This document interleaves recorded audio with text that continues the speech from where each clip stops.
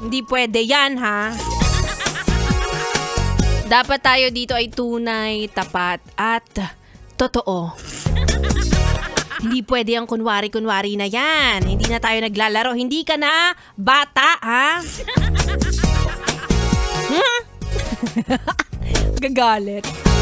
Anyway, I am back. It's me, Ganda Wanda. Kasama niyo pa rin dito sa 101.1 ASFM.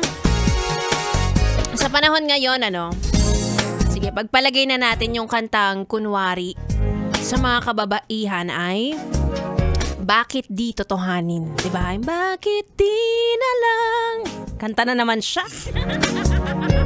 Ayan, yung mga taong ginagawang laro ang pag-ibig. Kunwari lang. Ay, hindi kunwari lang to magjowa kami. Kunwari lang nagbabahay-bahayan kami. Ay, hindi to totoo yung feelings na to. May mga ganon.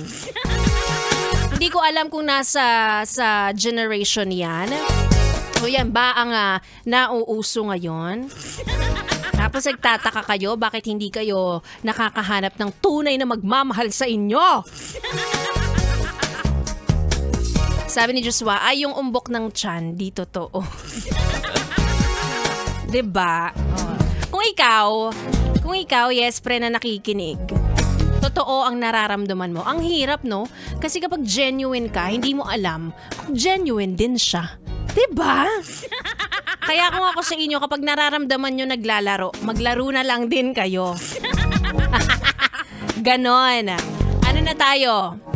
Tayo ay magre-reciprocate na ng energy. Wow! Reciprocate! Paki-Google! Hindi ko rin naintindihan. Basta, kung ano yung binibigay sa inyo, yun din ang ibabalik nyo. Ganon! Para walang nasasaktan. Ayoko na may mga nasasaktan dito. Pumapangit tayo eh. Anyway, ayan.